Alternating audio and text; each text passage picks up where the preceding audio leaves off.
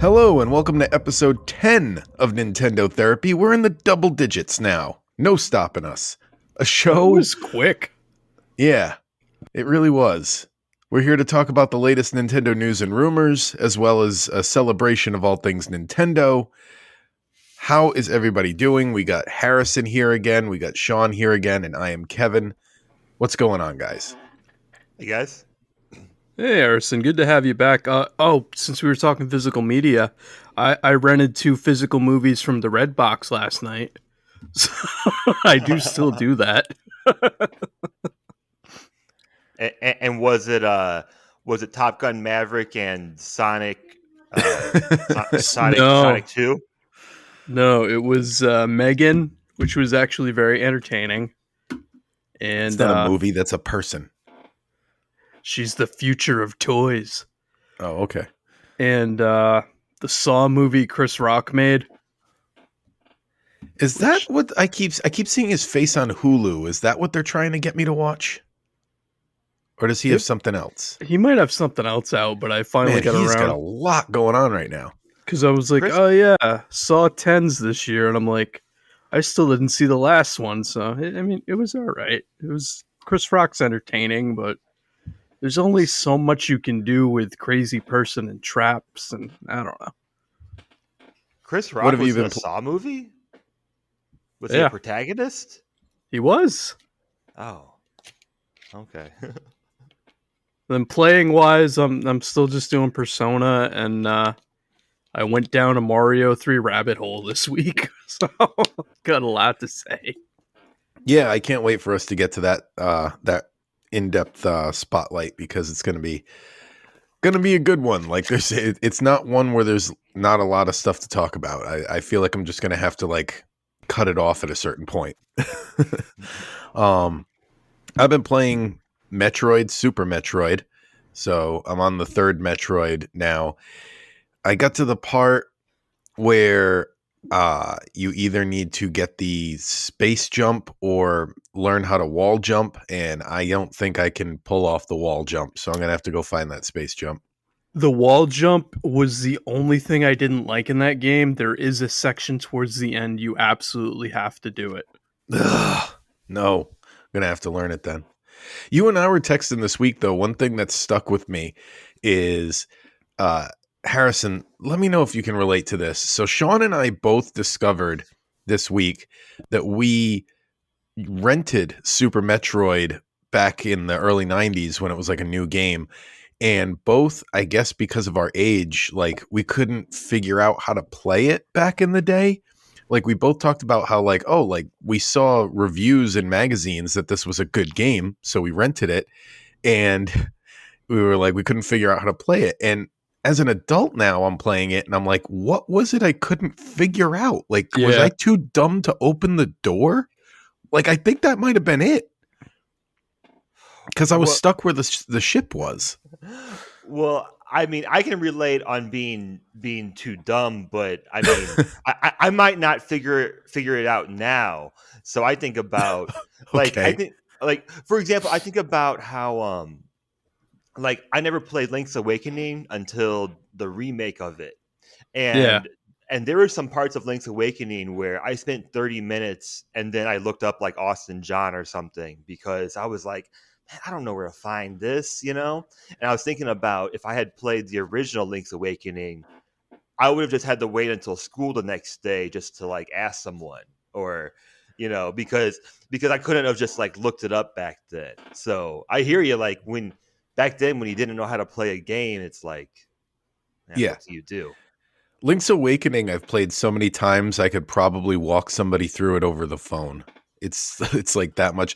Like when the remake came out on Switch, my wife watched me like the day it came out. We sat down to play it, and my wife was like, "How do you know how to do all these things?" She didn't know it was like a remake. She thought it was a new Zelda game, and I was like, "I've played this game 1,000 times." And then she was like, "Then why did you buy it?" And I'm like, she just didn't get it.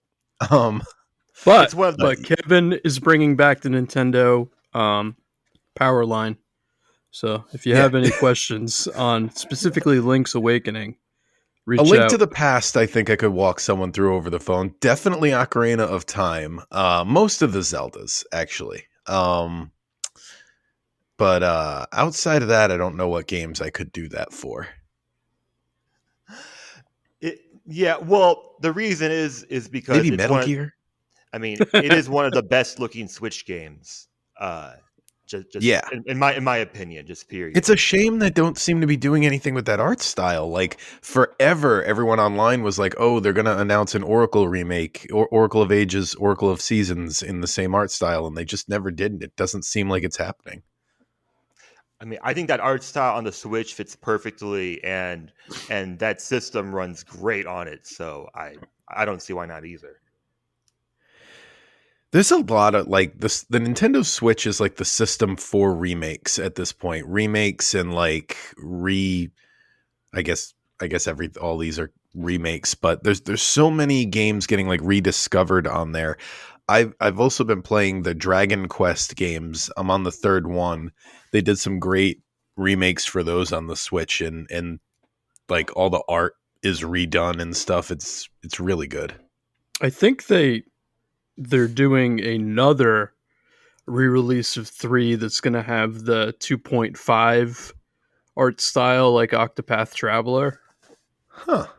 Huh. Yeah, 3. I just started 3. Like I literally just basically created the save file. Um and so I don't know much about it yet, but I can't wait to dig into it. But yeah, I think 4 uses that art style on the DS or something similar. And I don't know yet yeah, though. Harrison, what have you been playing?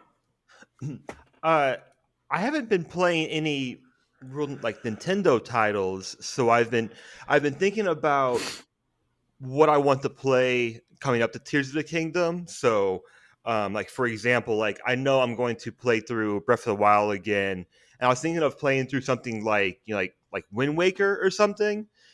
Because I haven't played, like there's no Nintendo games I've really been too excited about until Tears of the Kingdom comes out. So other than that, I started playing through this game called Dinkum this week, which is a farming sim, one of the many. It's an early access now, and I think it looks amazing. I love farming sims, and unfortunately, it's one of those games where like it's amazing if you add like 12 different mods to it, which is really easy to do. It's I'm not much of like an early access gamer, but now that I have my Steam Deck, and it's just funny that it's like we'll release the game and then mods will be released for it, and then we'll take those mods and we'll just copy and paste them into the game, and oh, someone did the work for us. For Perfect. example, You so guys and your farm sims. farm sims are such a big problem, and another one that I've been getting into are like the automation, like factory sims as well. Oh, And jeez. it's just so bad. I know it's bad. Like I know it's not what I should be playing sometimes, You but have a problem, Harrison. yeah. I'm sorry. I thought this was the Nintendo Therapy podcast. Well, you're So, talking about playing on a non-Nintendo system. So. I opened with saying that. Well, listen, I went through the eShop, Yeah. um, and I was thinking about, because again, I opened with saying like I'm thinking about like what Zelda games I want to play before Tears of the Kingdom, and through the eShop, there are two games I want to buy before then for the Switch, Okay. and and and like I was just thinking about what I want to play on there, and they're both indie games, and they're both games where I'm like, I could play it, I could not, What are they? but well, they're both indie games. One is The Last Worker, which is like this like first person narrative type game where you're in a you actually work in a factory, so kind of along the same theme of what I like. And Okay. Okay. and the other one is Road 96 Mile Zero, I'm Oh, I've heard worried of that. which I'm worried it's not going to be good. But the original Road 96 was a really, really cool idea and concept about having this kind of narrative walking sim where you can potentially change the outcome of the game a little bit. So So like branching story paths. right, and it's very like political because you play as these characters that are trying to escape this I don't remember communist or whatever country, and you're trying to make it to the border without dying. And throughout the Oh, game, you can choose like red or blue. You can choose like are you with the conservative or the liberal, basically. Um, okay. but the music in it is great. It's very very funny. So for a $12 game, I'm gonna play it on the Switch. But really, I wish there was more Switch games I was kind of looking into because I think I'm gonna play Metroid Prime Remastered as well before Tears of the Kingdom comes out as well. I won't get to that before it, but yeah, that's in the back catalog. Do you guys think it's weird that I'm probably never going to go back to Breath of the Wild? I mean, play what you want to play, you know? Why would we call you weird? Well, just because I know a lot of people are replaying to prep it, and like I said, like that's a game that unfortunately I never experienced the bulk of it, and I beat it almost by accident, and I Well, it's just one of the great things about games, though, is it'll always be there for you if you ever get the urge, you know? and my big thing with Tears of the Kingdom is I'm just wondering if because I'll actually be playing it from day one, if just gameplay wise it'll just click better with me, and I'll be like, nah, I like this one more. So I don't know. Yeah, don't force yourself. You know what I mean? A lot of people, and I'm guilty of this too, is you'll force yourself through a game just to check it off a list. And if it's not clicking, just be like, okay, I'm just going to remove it from the list. Like, it's not a game I wanted to play.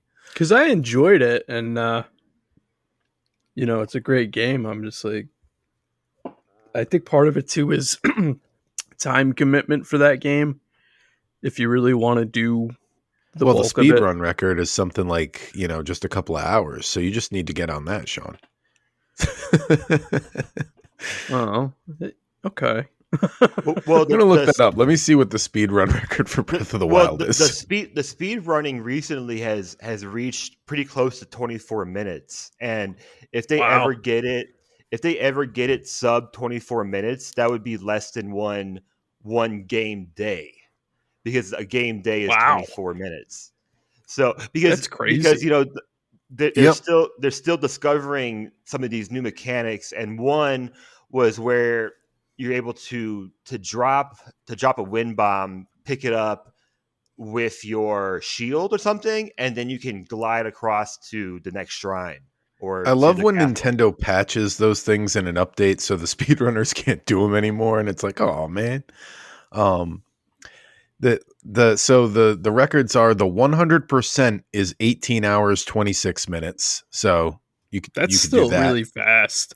Yeah. And then the one he's talking about, I just had it here. Where did it go? It was like 26 minutes. Whereas okay, 24. 24 minutes 27 seconds is the fastest any percent. Wow. Right. Yeah, and that's fairly recently that they discovered these new mechanics, because there's this one trick where now like people are getting like under 30 minutes, and it's just crazy that like a game that old, but I guess people were still discovering like different mechanics in like Super Mario Brothers 3 years later. So Well, they Yeah, that's just true. found Luigi in Mario 64 like last year. And I found that amazing because I'm like, haven't people been digging through that code for like 15 years now? Like it's crazy. yeah, yeah, it is. All right, let's move on to some news. It seems like everybody's all talked out of that. So I got a few stories this week, and if anyone else wants to interject any, feel free. First one I saw was that Tears of the Kingdom, speaking of, has surpassed the pre-order numbers for Breath of the Wild, with data provided by Japanese retail chain Comg, COMG. Mm-hmm. The game's pre-orders are tracking ahead of pre-orders for Breath of the Wild. Clearly, the Nintendo Switch has a massive install base now compared to when Breath of the Wild launched in 2017, but it's still impressive given it is still a couple of months until the game's release. I'd be curious to see if it ends up outselling Breath of the Wild personally. Yeah, I was asking you about that. I don't know, Harrison. Do you know?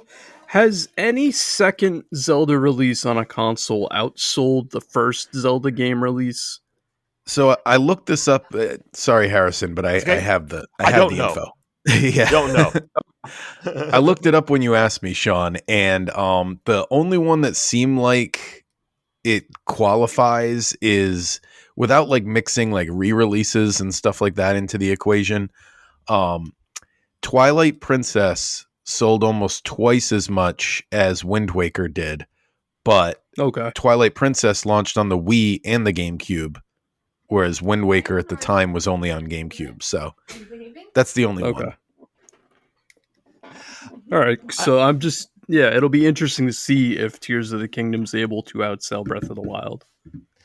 That's what I'm really interested in because the pre-sale because you had to buy a system if you went to the Breath of the Wild pre-sale, right? Yeah. And weren't a lot of people kind of skeptical about the new system? And plus, like, yes, the install base is much bigger, so will it sell more? It's hard to imagine, but the Especially since Breath of the Wild's one of, I think it might be the best selling Zelda game. I'm I'm not sure if it is, but it wouldn't surprise me. But it's just that, like, thinking of like launch title games, or when you look at sales titles of like pack in games, which I'm going to talk about later. It just, the numbers are a little bit strange to talk about. So I think that final number is going to be really interesting.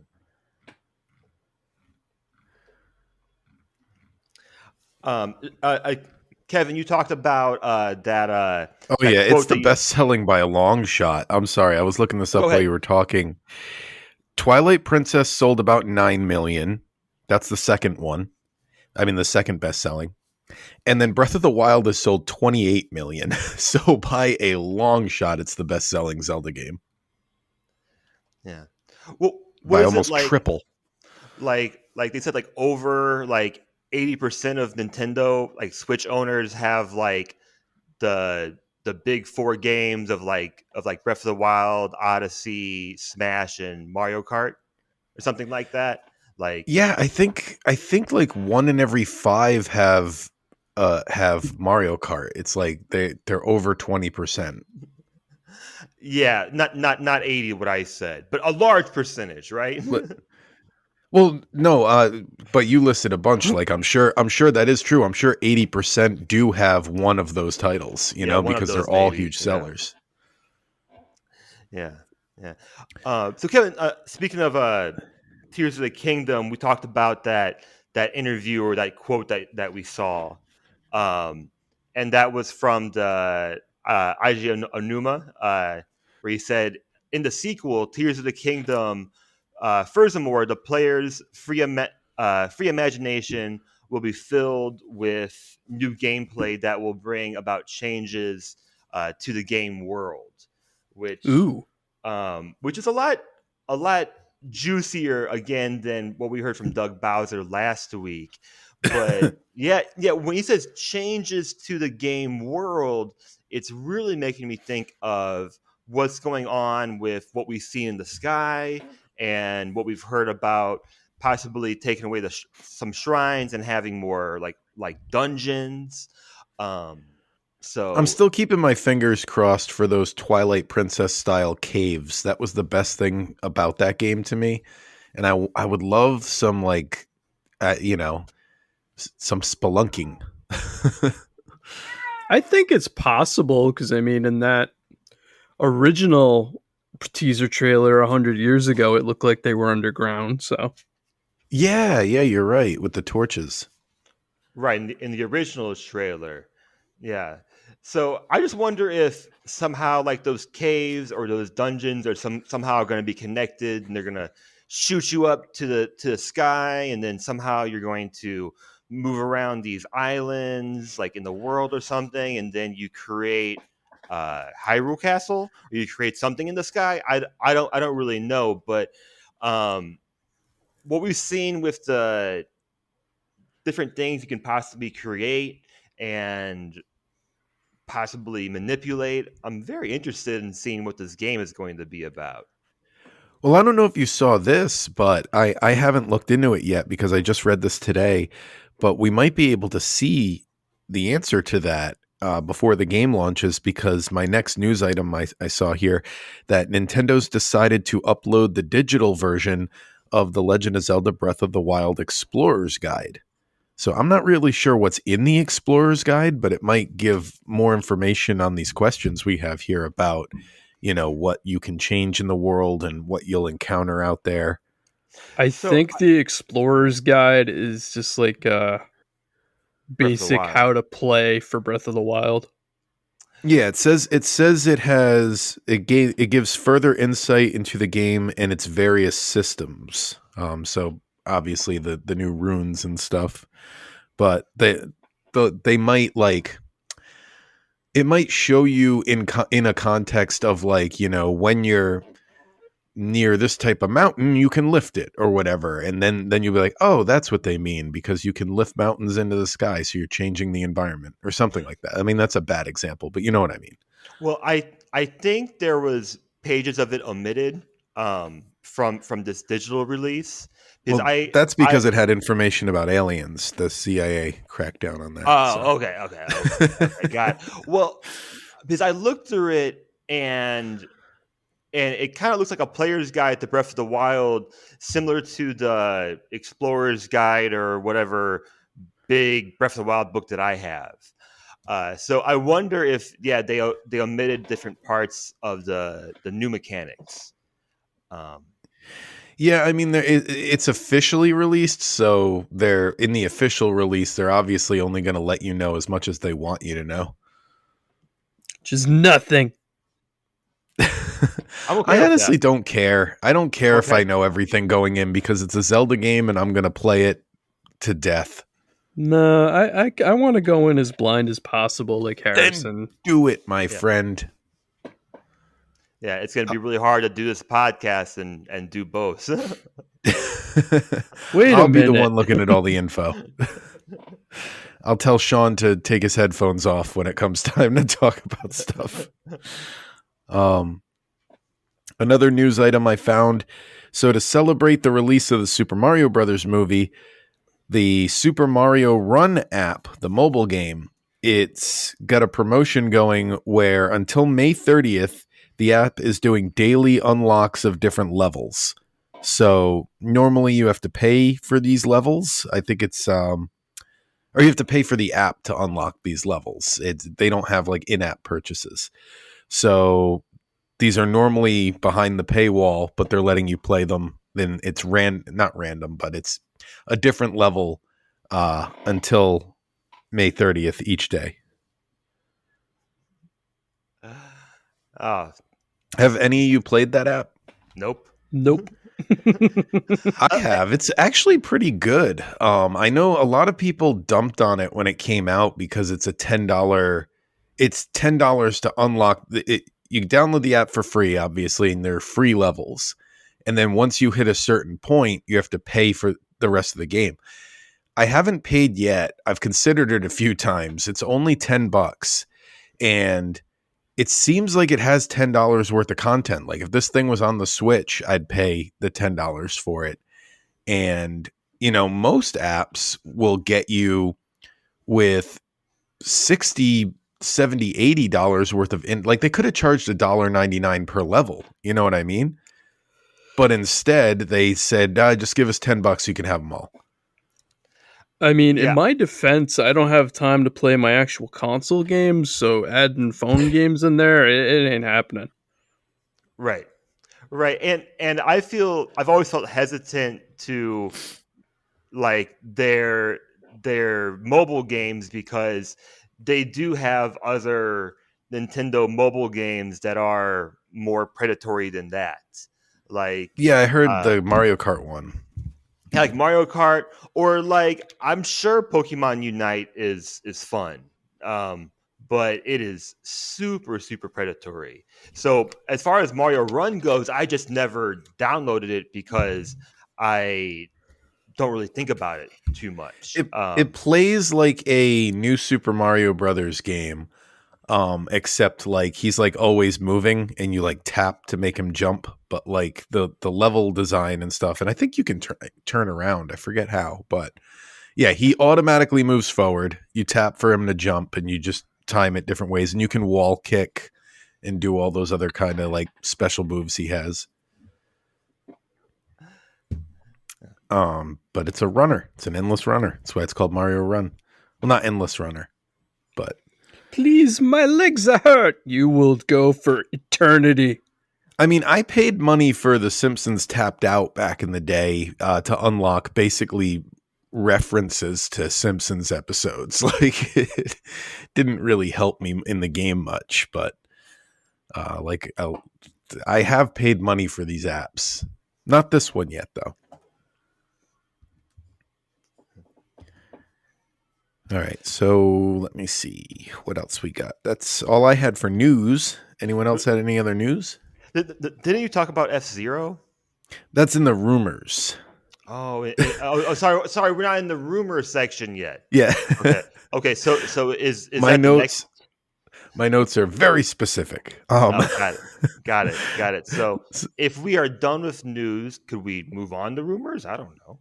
Yeah, let's try it. So, as Harrison said, there was a rumor that came out this week, or was furthered this week, however you want to look at it, that Next Level Games, the people who made Luigi's Mansion 3 and 2, Dark Moon, are apparently working hard on a remaster of the classic GameCube F-Zero for the Switch, F-Zero GX. So this lines up the way the reason I say it's kind of like a revival of an old rumor is this lines up with something that happened in December of 2022, where there was a leaker online who said that F-Zero's time will come in 2023. And that was like an announcement they were making as a leak. So this lines up with that. We should start scoring these rumors and how likely we think they are, because I would honestly give this one like a 4 out of 5. I think it's very likely to happen. I think Nintendo needs to do something with F-Zero, because I looked it up and the last release it had was in 2004 on the Game Boy Advance.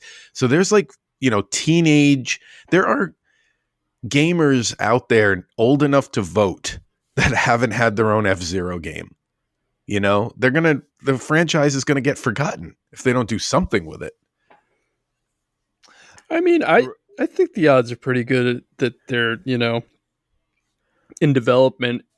It's just that's another instance where I'd be happy for the F-Zero people, because I've never gotten into the series, and I don't think I ever played the GameCube one, but like the N64 one was insanely difficult. I had that. I had the Nintendo 64 one and the Super Nintendo one, but like you said, I never played the GameCube one. So if it looks good, especially if it looks as good as the Metroid Prime remake, oh yeah, I'd be all over it. And I honestly think like GameCube nostalgia is at an all-time high right now. Like, nostalgia comes in waves, and the Nintendo 64 nostalgia is starting to wane, and the kids who grew up with the GameCube are starting to be the ones in their mid-20s now. So I think we're going to see a lot of GameCube revival stuff, and this could easily go with it. I think this could easily be an IP that we see come back, and like thinking of other IPs, like we've had like Bayonetta, and we've had this remastered of Metroid Prime. So I think this makes sense. I'm super excited if it is Next Level Games, but I've been hoping for a long time that Shinin Multimedia was going to create an F-Zero game. And Shinin Multimedia, they created Fast Racing Neo that was on Wii U. They created Fast RMX, which was Oh, yeah. launched like pretty soon after the Switch was launched. And they've also done a lot of really cool other cool games too. Like I recently played through The Tourist, and it's also one of the most beautiful games on the Switch, I think. So I was hoping that they would make an F-Zero game, but those games are kind of F-Zero inspired already. And I think it kind of goes without saying, but I'll say it. Uh, Doing a remake is a perfect way for them to test the waters to see if they should do like a new F-Zero game on whatever the next Nintendo console is. Yeah.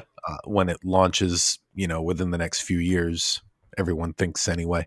So yeah, I think that fits in with that as well. Like, hey, we haven't had a game since 2004, and that was on the Game Boy Advance. So, not exactly like it wasn't a console release. So let's see if people are even interested in this franchise. Right. Right. And it's flying cars. So come on. I mean, Exactly. And that is all the news and rumors I had. I mean, we could start some rumors if you guys want, but I heard that Metroid is going to be in Tears of the Kingdom. No one saw it coming. is Zelda going to be playable in Tears of the Kingdom? What do you think? I was kind of hoping for it, to tell you the truth, but the reason I don't is because none of the leaks we've gotten so far seem to indicate it. Like we haven't seen like outfits for her, you know what I mean? Like different armors or anything. So if she is, it'll be for like specific sections of the game and not the game as a whole. I think at this point she might be something that they'll do for DLC. That they announced day one. First, she's stuck behind Ganon's bars. Now you're putting her behind a paywall. Yeah, but you also get a motorcycle as well. Come on, guys. You play the game for 200 hours and you bought the DLC, but right at the end, we're going to give you a motorcycle. You're probably done with the game.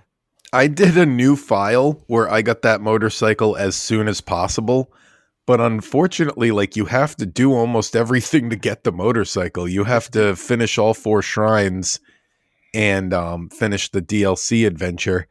So basically, I did that. I got the motorcycle, and all that's left to do in the game is the what do you call them?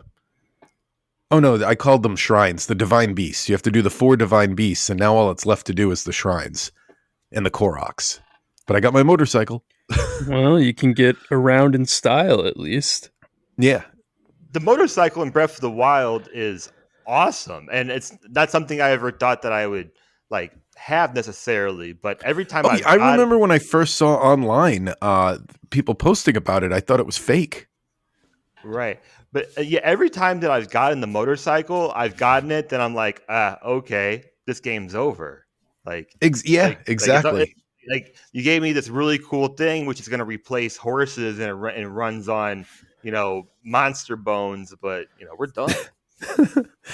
That's why I did the file the way I did it. Cause I was like, okay, now this is it's almost like a Mad Max game where it's just like, I got my motorcycle and my job is to just explore the map and find the different shrines and Koroks. And there's no divine beast left. There's no story left. It's just me and the world. Guys, can we make a bet? In Breath of the Wild, there were 900 Koroks. Tears of the Kingdom, what do you say? More or less than 1,500 Koroks? What do you think? More or less, Kevin? I think there's going to be 901. 901. So you're going less. How about you, Sean? I'm going to go with less, but I'm hoping there's a mechanic where through the whole game the Koroks are actively hunting you. So it gets actively more difficult as we go on. So Yeah. I think I think there might be less Koroks, but they will do more than just unlock inventory slots. Like they'll make the mechanic do, make you want to find them all, because I think you only need to find something like 300, right? Or it's a very To, small amount in order to unlock all the inventory slots. to max out your inventory, right? It might be a little bit more, but it's a lot less than 900. Yeah. Yeah, it's way less than that. I'm gonna go more then. Okay, I'll be different. I was gonna say I thought it was gonna be maybe a lot more than the original 900. That's the I whole think I might game. just be doing wishful thinking. Like I don't want to find that many. You don't have to. I do. It's Yeah, Zelda. he's. If you have to collect something in a game, yeah, Kevin's gonna get it. Yeah, I'm a lot like the completionist guy. Like it's like there's something about that's why I hate trophies. Sean and I have had a Yep. conversation about this. I don't like the PlayStation and the Xbox achievement system, because I feel like if it says in the game that I 100%ed the game, then I should have all the trophies Right. because I did it all. But they always have those trophies, which is like, trying to think of an example, like a Red Dead Redemption will have something like kill 200 wolves or something, and it's like that's not required for the game. This is just padding the playtime to get this trophy. Play online with people in 3 different time zones. But do you need it, Kevin? That's the question though. Is that I often do. Like Yeah. I Yep. that's why I think I play Nintendo more, is the trophies keep me away from PlayStation a lot, because I'm always like, I need to get all the trophies. And some games, I'm still upset to this day that I will never get all the trophies in Final Fantasy IX, because they have that stupid one about the jump rope, which is impossible. The only people who can get that achievement are the ones playing on PC, where you can make your keyboard basically do the jump roping for you, and that's the only way to do it. oh, so you need one of those like those turbo controllers or something like Yeah, that. you have to do Right. 1,000 jump ropes, and I can do 30. uh, So it's not do, going to happen. do you know the game Stanley Parable? Yeah. No. Oh my god, it's one of my favorite indie games of all time. It's on Switch now, but there's a 10-year achievement where if you want the achievement, you can't play the game for 10 years, and you have to log Oh back in. yeah. That's funny. It used to be a 5-year achievement when it was just on PC, but when they moved it to Switch and console, they changed it to 10 years. So I did everything else in the game besides that because it's a really short game. And yes, play it. It's one of the best story indie games I've ever played. That reminds me of Arkham City had a Calendar Man trophy where if you went and saw Calendar Man in his cell, like every holiday, you got a trophy at a certain point. But you had to go see him like Valentine's Day, New Year's. You know what holidays are. You had to go see him every single major holiday. I just obviously, like most people, changed my clock on the system, but it's a very in-depth trophy. Yeah, it's a very sad trophy. Yeah. If you're having to get on all these holidays, like, hey, like, come on, like, what else are you doing? Family? No. We can go out for Valentine's Day after I visit this man in his cell in the video game, honey. Yeah. You don't get it. You just don't get it, okay? But we This have is to do it. commitment. This is the This is thing you say I won't do. this is the man that you fell in love with. All right, so we've tiptoed around it enough. Let's get to talking about our spotlight, Super Mario Brothers 3.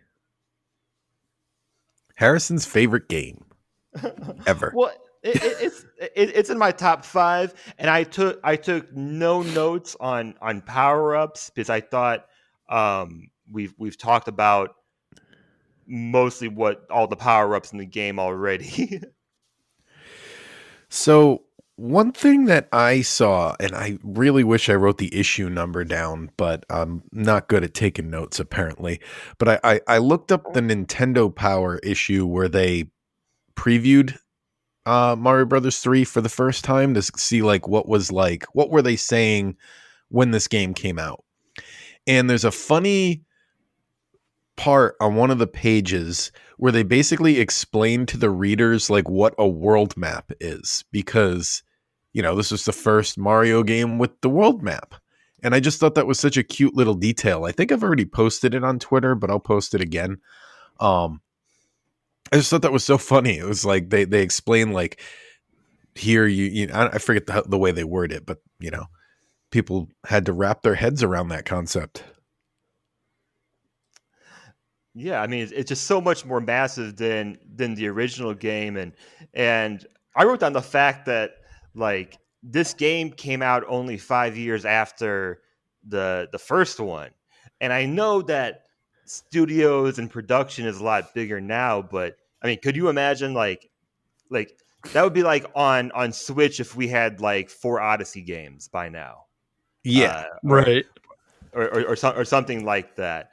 None of the Mario series, I've always thought about that like none of them have made it to a third game except this series, because Galaxy only made it to 2.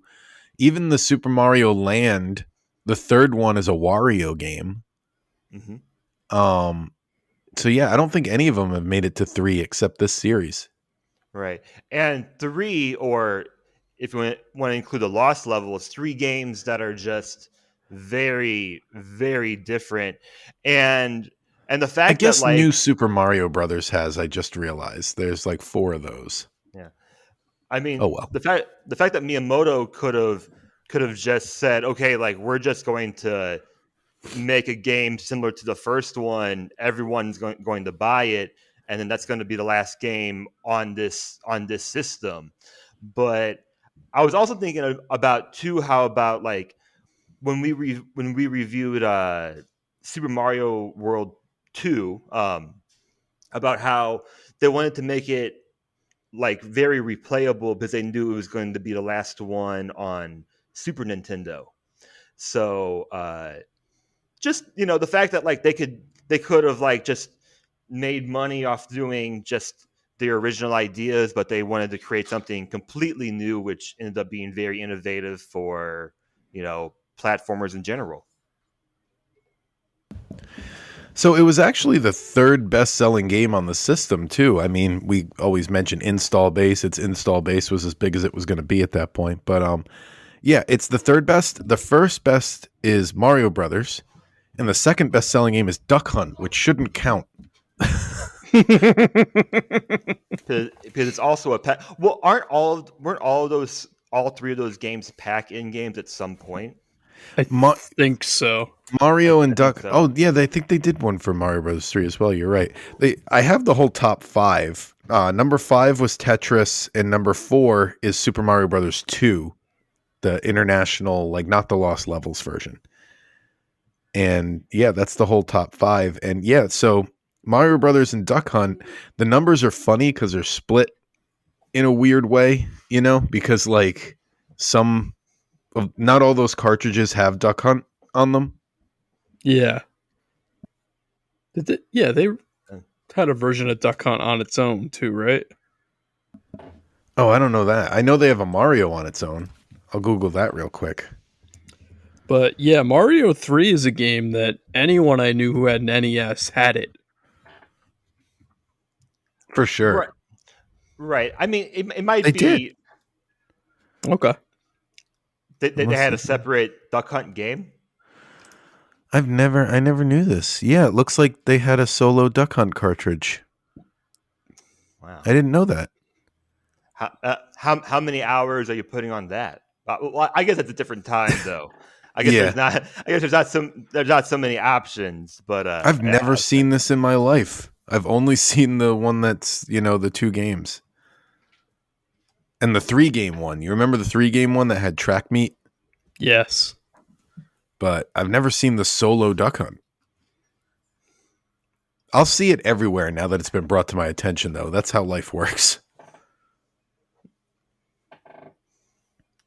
All right, sorry, I was interrupting. I'm interrupting a lot tonight. What were you saying, Harrison? Oh, I don't remember now, but I'll keep it going though. Okay. I also learned from the completionist as well that Boom Boom is not a Koopa. What? I actually did not know that, but then when I looked up certain like Nintendo pages online, some of them label him as a Koopa, but he's not. He's Boom Boom. His species is a Boom Boom. It's like Yoshi. So that would be Um, like if my name was Human?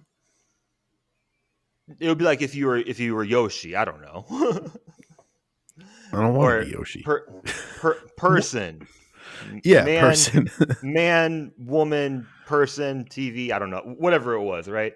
Um, but he's not a Koopa, and I never knew that until I watched the video yesterday on it, and I was like, really? And there's quite the Reddit debate on this one. I wonder if so. Is it like the Reddit debate about Bowser Jr. being the son of Princess Peach? Right. What? Which, because in Mario Sunshine, Bowser says that Bowser Jr. calls Peach Mama, and they make a few references to her being his mother. But people who didn't finish the game, I guess, didn't see there's a post credits to Mario Sunshine where Bowser says to Bowser Jr. basically says like, yeah, she's, I don't know the exact wording, but he says she's not really your mom. I lied to you. So I guess people didn't get to that part because the internet only cares about the part they can see. Huh. So Bowser Jr. calling her mama is just kind of strange. Then Yeah. it's just it's like Twitter behavior like these Well, I've days. seen a few of them who actually did know about the ending because they're like, yeah, he says this in the ending, but there must have been some plausibility if there must be something going on if Bowser Jr. believed it. So, like, it's an interesting piece of Mario trivia. Just saying.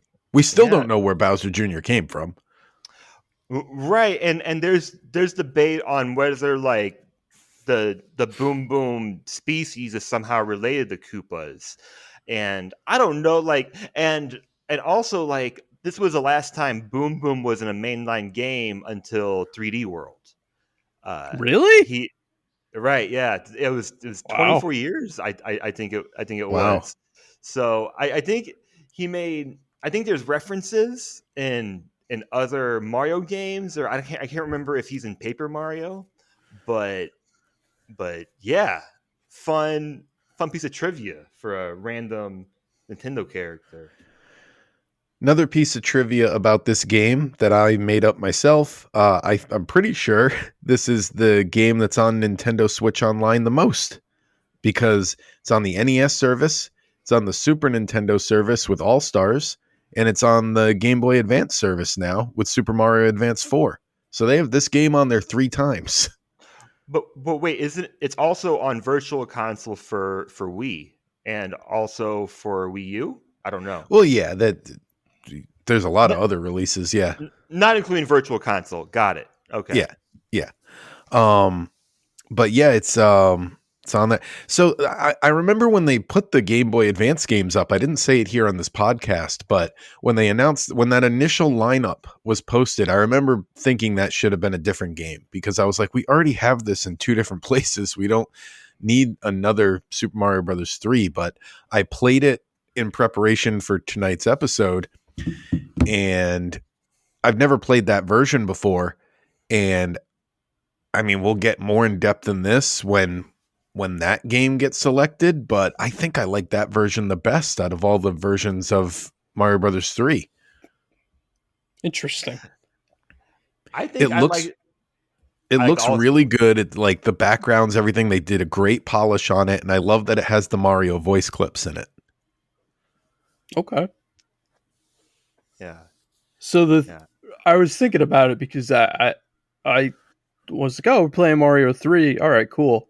And I just went down the rabbit hole and I've been playing it all week. And it just got me thinking, like, what is it about this game? And I got it down to these points as to what I love about it. Growing up, if you went to your buddy's house and you're like, oh, we'll play Super Mario Brothers, whoever it is house you went to owned the game. So you had to wait till they died. So you'd get to play like 2 seconds of a level because, like, in my case, I didn't own an NES, so I wasn't very good at it. So you didn't really get to play the game much. And then Mario 2 was a single player game, so that didn't have the same feel for it. What I always liked about Mario 3 is whenever you'd go and play it with someone, it alternates between Mario and Luigi, so you can, even if you die within 3 seconds, oh, okay, well they're just going to beat a level and then I can play again. So I've always loved that about it. And Yeah, that is a great change. For whatever reason, I prefer the airships to castles, and I really wish they would bring that back. Like, it was such a cool idea to basically have mobile dungeons, and I don't know, I just really wish they'd bring it back. They were always... Well, they have both.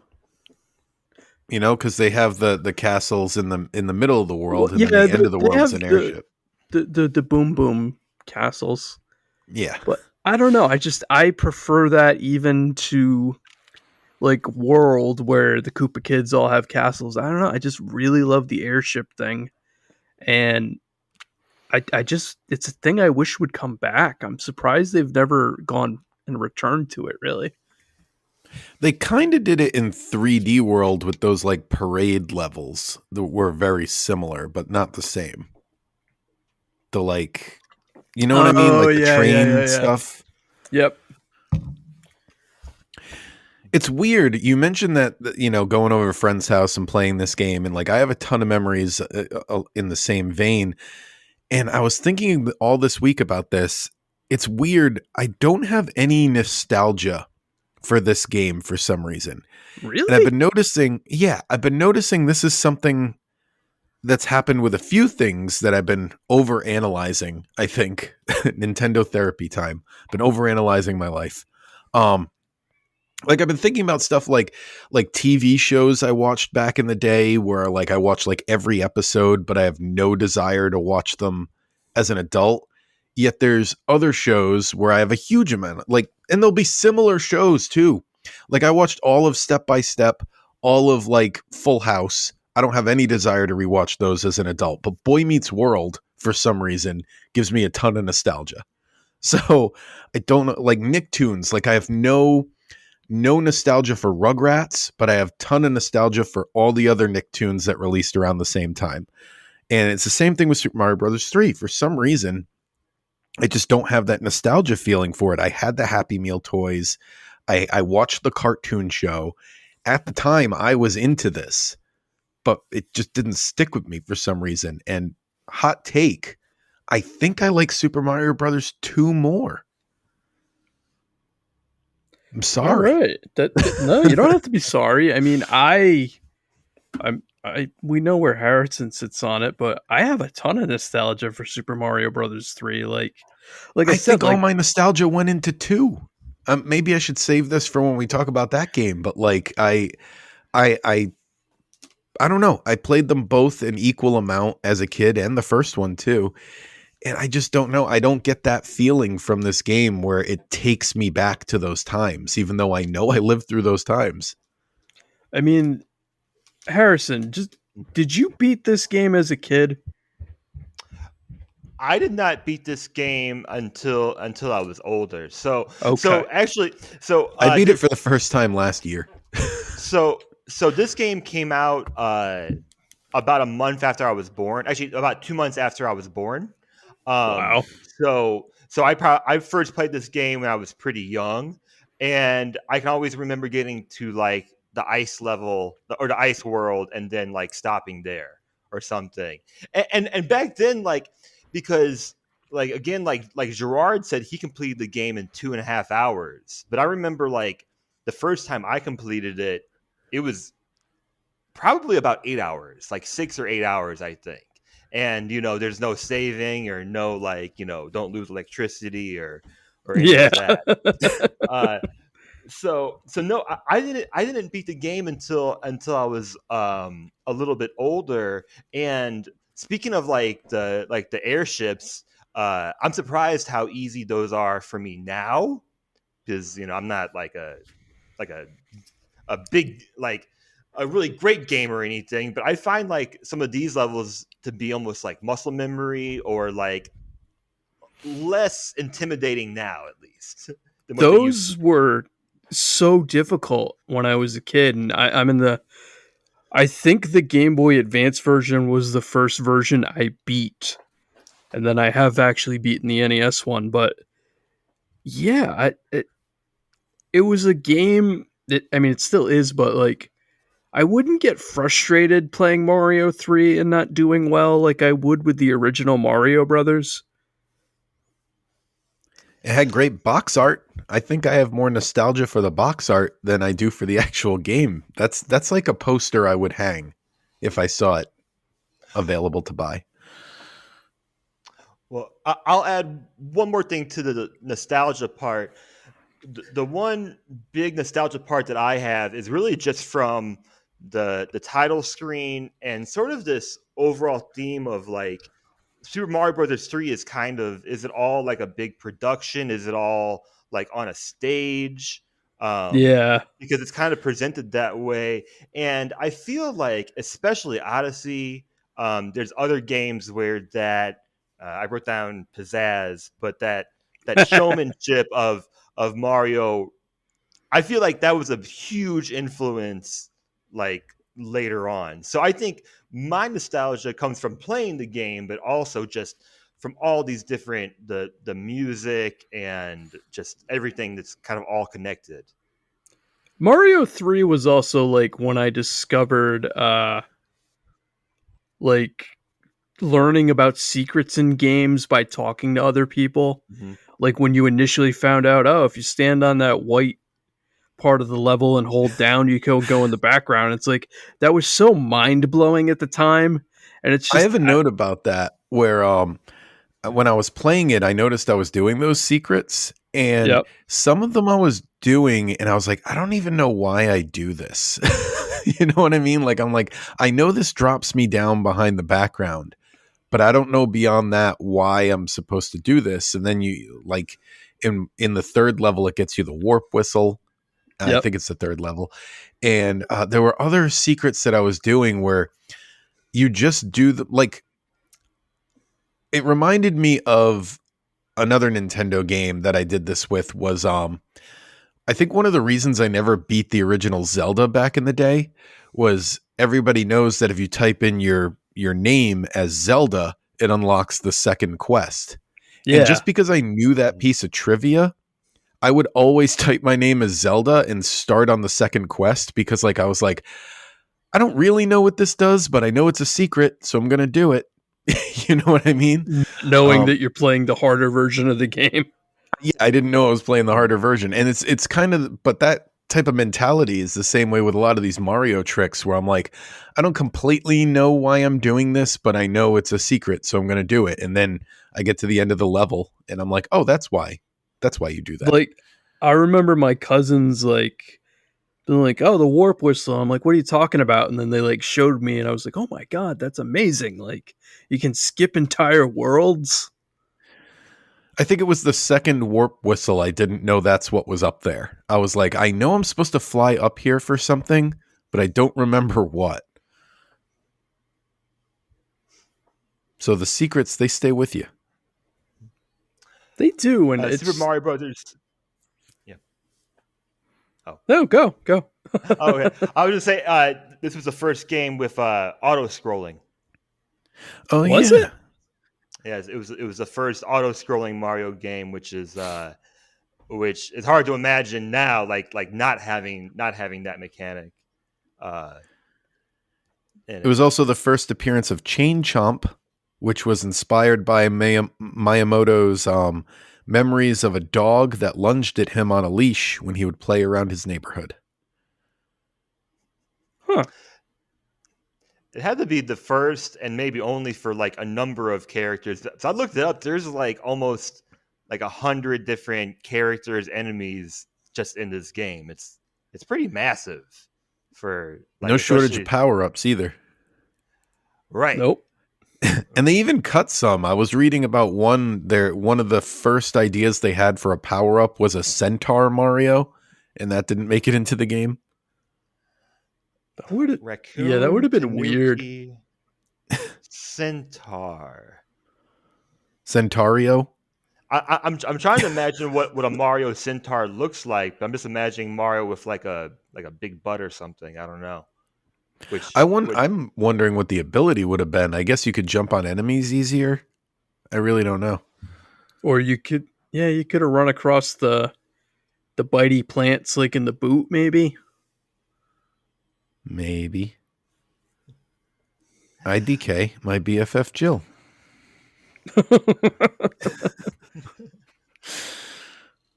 So I guess we can rank this game now. Sean, it sounds like you're going to rank it pretty high. Where are you putting it? All right, you're going to think I'm crazy, but I actually have this at the top of the list now.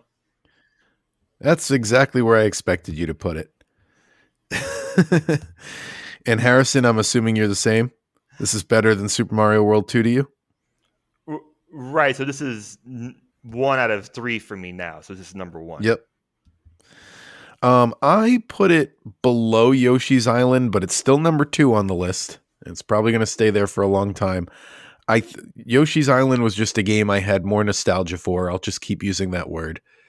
And I might be a little biased because I just finished a complete playthrough of Yoshi's Island, so it's like fresh in my mind. Yeah. But I did have more fun playing Yoshi's Island, so I don't know.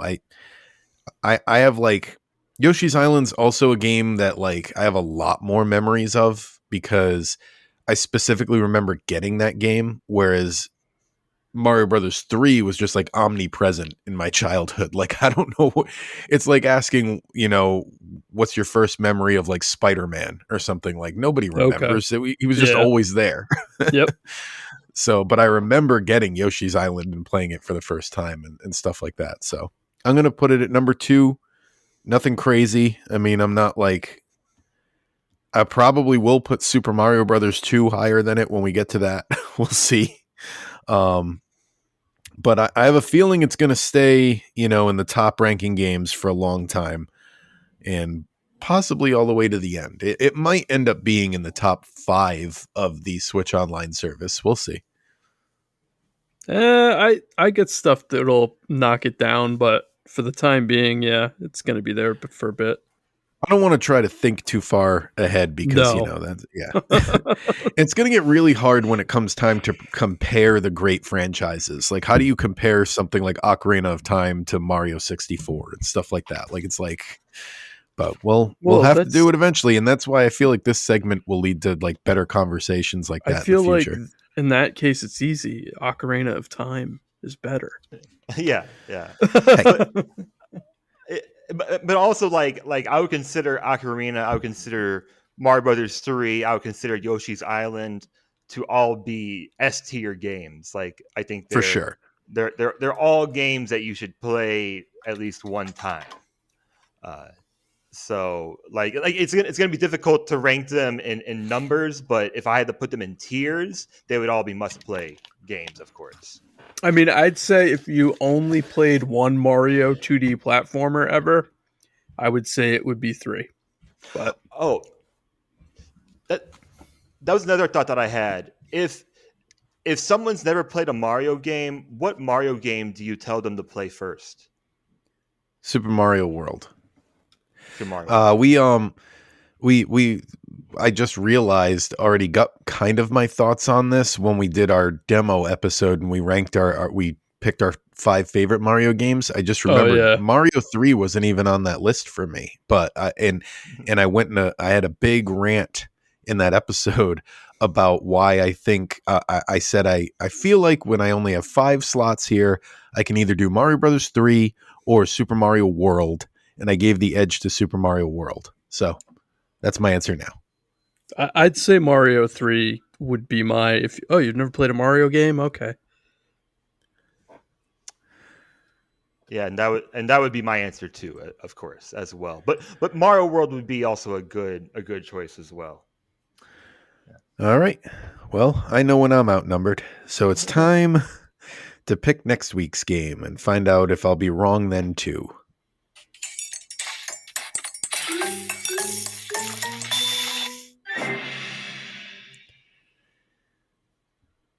And next week, I've actually been thinking about this game. This thing can read my mind.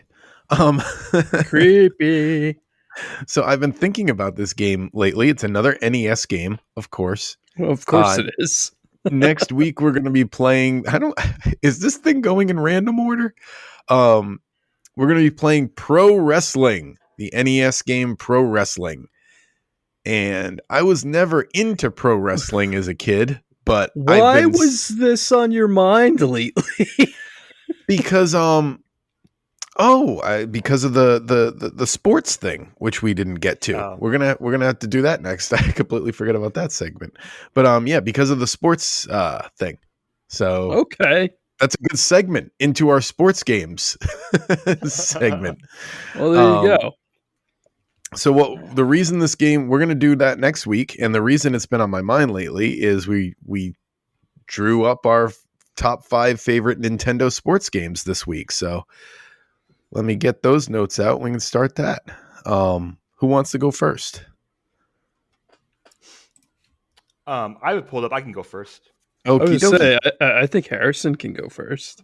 It was my idea. So my only rule for this was I did not choose any Mario Kart. Exactly. Did I choose any? I did not choose any Mario Kart, any Smash Brothers, and I only chose games that were exclusive to Nintendo. My top 5 favorite. I'll go number 5. I put Wii Sports because it has to be on the list. Wii Sports is the best selling game on a single console in history, and we started talking about 82 million copies as of wow. Because a lot of old folks' homes were getting it to play bowling and stuff. Right. But, we started talking about, like Tears of the Kingdom pre-sales and this was a pack-in game for a system that was huge. So I had to put Wii Sports in there. And in my order of Wii Sports, I would do my top one would be bowling, and then tennis, then boxing, baseball, and then golf. I didn't like golf too much on there. Oh, I loved golf on Wii Sports.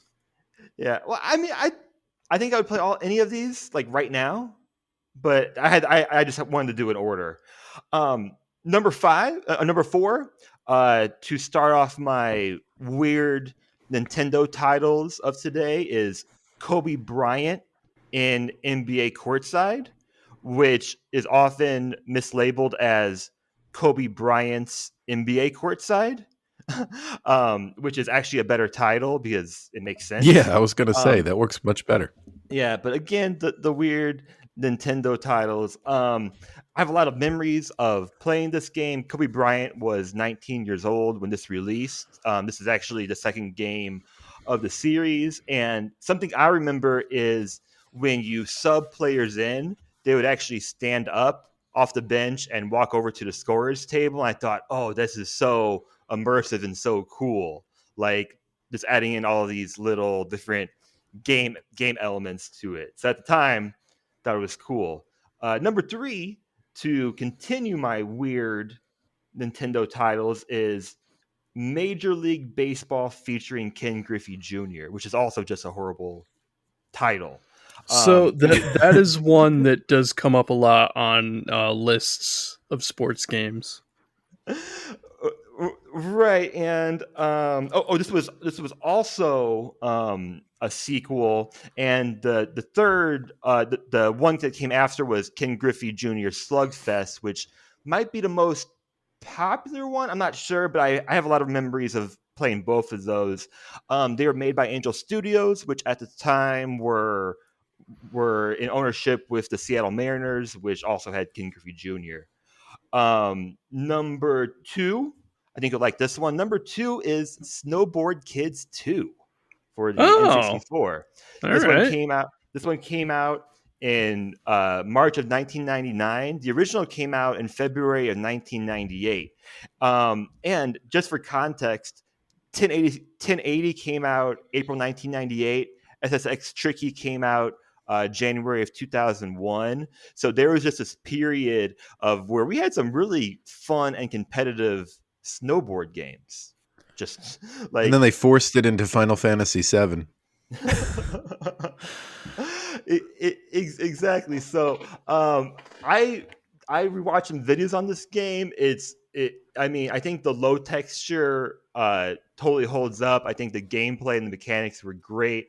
I wish they would do a remake or another Snowboard Kids game, because I think it's something that's kind of lost. And also, it is super expensive among resale.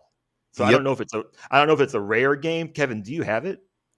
No, that's actually one of, I know last week I said I have all the games I want. That's like the one game. It might be the only one that I don't have that I liked, that basically I remember renting it when I was a kid, and I wanted to buy it and I never saw it in the store. I think it's not only rare because of when it was released, but I don't think a lot of stores carried it for some reason. There were always those games that like you wouldn't ever even see places. Yeah, and it's a real fun game. And when I see it, it's like being resold for almost the original retail price, or maybe more. I mean, uh, so I think it still holds up today. I have a lot of memories playing it. I think it's better than the first one. And my top sports game is Mario Golf for 64. Oh, nice. First modern Nintendo line game, like modern, what I can consider. It had three releases on Virtual Console. I find the traditional golf mechanics to be unbroken, and something that still works and it's fun today. Unlike some other more modern Nintendo sports games, like I really didn't like the new Mario Tennis because of all of the new mechanics and things they added to it. So it's definitely still a game that I would play today. So it has to be number one on my list. Well, I gotta say, you had none of the games that are on my list, so we could have done a draft so far. I'm gonna go last, Sean. Let me see if you have any of the games that are on my list. So Harrison has one that I have, but we'll get there. Okay, Number five's ice hockey for NES. Yes. Again, that's a good one. for whatever reason, that was another one I feel like everyone owned. So I just played a lot of it, and it was always just funny to be like, "Oh, you make a whole skinny team, I'll make a whole fat team, and Yeah, we'll see what it's like." And so I that's don't know. one that has a cult following. I've seen a lot of people online talk about it. A game that I actually didn't experience back in the day, but I know about it from its modern day like online following. Number four is Mario Power Tennis, which was the tennis for the Wii. I just remember playing a lot of that, and Whee! it had pretty decent motion controls and everything. Mario Strikers Charged, which was also the Wii version. Mhm. I still have to Uh, play that. it was really fun. It's. I feel like the Switch sports are the weakest like entries in their series right now, because I've Yeah, tried all of them, but none of them have like a hook. I guess they I've just feel like, gathered that I think the Strikers game on Switch people are unhappy with, right? Yep. yeah. Yeah. I My brother-in-law has it, and we played it for a couple hours, and it's like it's fun, but it's like I wouldn't have bought this, you know. Yep. But Strikers Charged actually had some Wii remote like gimmicky stuff, but it worked really well. Like there'd be a super charged kick you could do, and it would launch multiple balls at the goal, and you had to like catch them with the Wii remote. So that was kind of a cool thing. But we played the heck out of that game too. And then number two is Harrison's number one, but Mario Golf 64, which I still play a lot.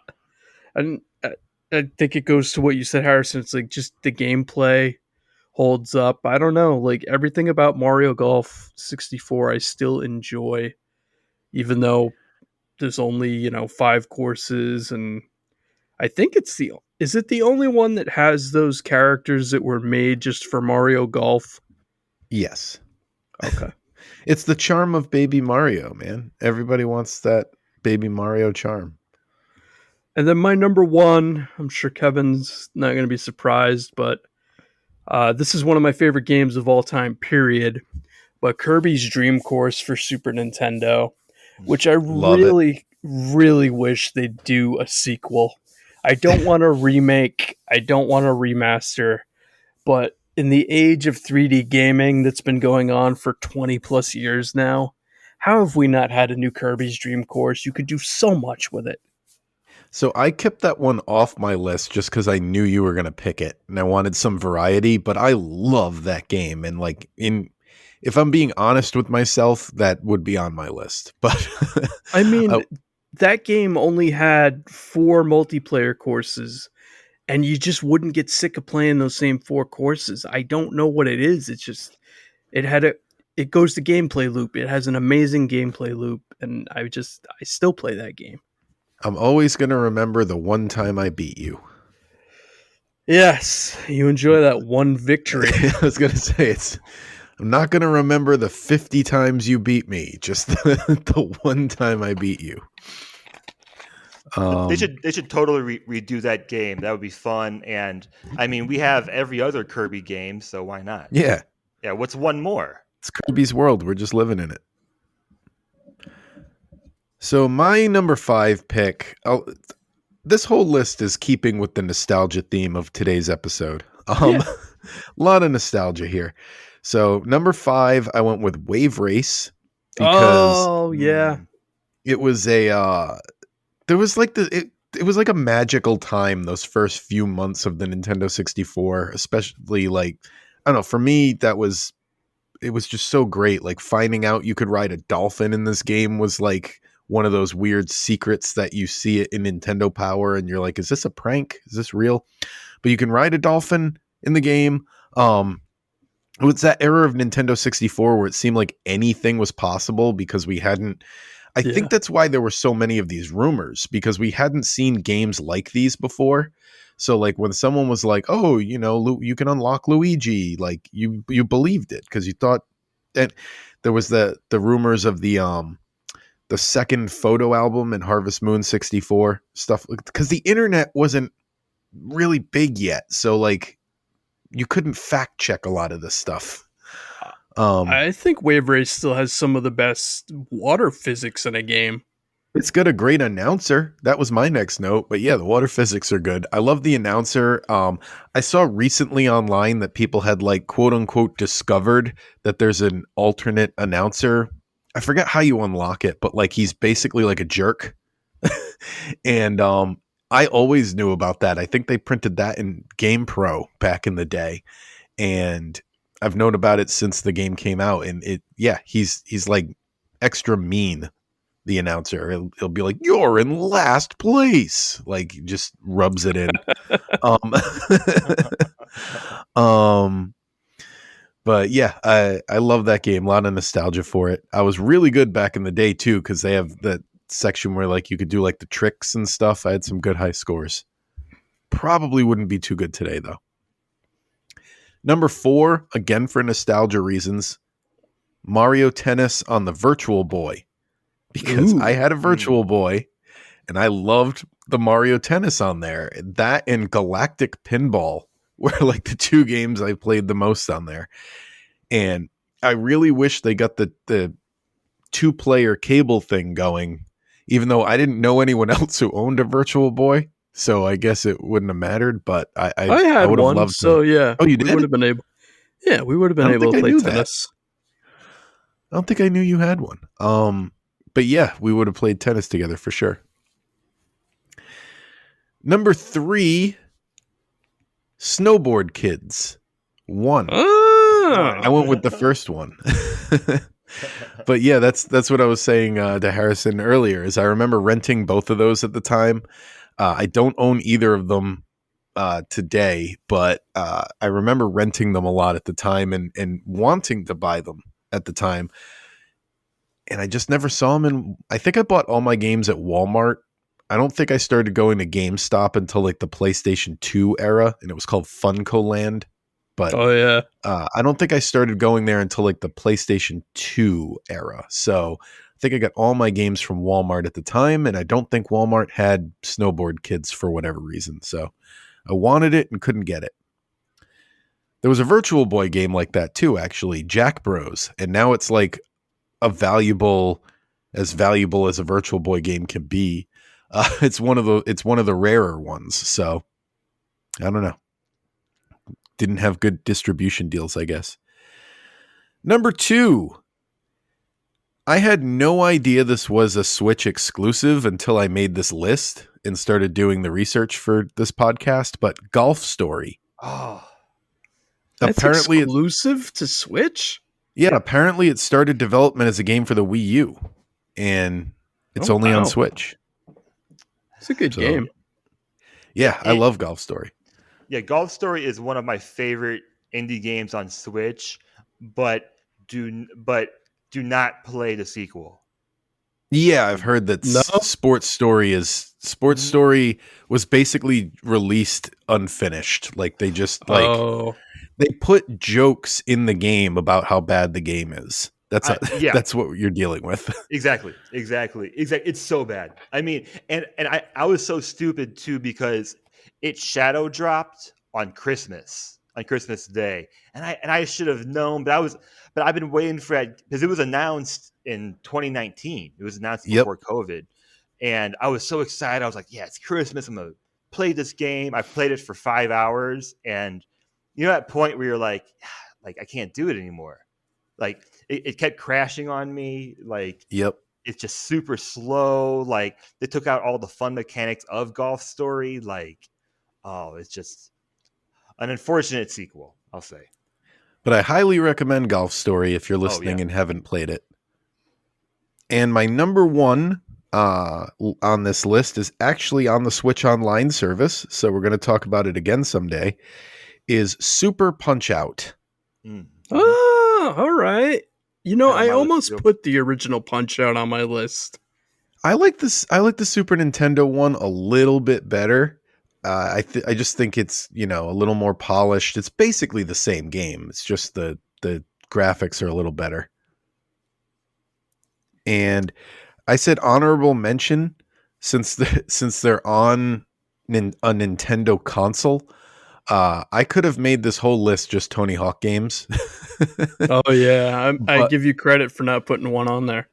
But I associate Tony Hawk with the PlayStation because that's where I played it, because I preferred the D-pad to the joystick to have to input the commands. So didn't make it over here. I've heard that some people prefer the Dreamcast versions of those as well, but I don't know. I don't see it. Nostalgia for me would be Dreamcast because that's where I remember playing the original demo on like some kind of 2K game, I think, and then from there just playing all the games from there. Yeah. I love Dreamcast. I've got a decent list of games on there that I'll always go back to. Mostly RPGs, which is what that system was known for. Kevin, I sent you that case study that I found. It's called We WII Have a Problem, a review of self-reported Wii-related injuries. and this was a case study, which, first of all, like, what an awesome title. Like, Yeah. W case study title, released in 2009, and it reported on the 39 reports. There was a website called we WII have a problem. I don't think it's around anymore, but there was, in a 2-year span, there were 39 self-reported Wii related injuries. 18 or 46% of those were Wii Sports tennis. That sounds about right. 18 out of 39, and out of the 39 there were 7 unique cases, which Oh included boy. patellar dislocation, also known as Wii knee, and infraspinatus, or shoulder tendonitis of the shoulder muscle, often called as Wii-itis. There is 4 I's in this title. Wii-itis. That's what happens when you're trying to bowl that perfect game. So that was the that was the deep dive that I went on this week.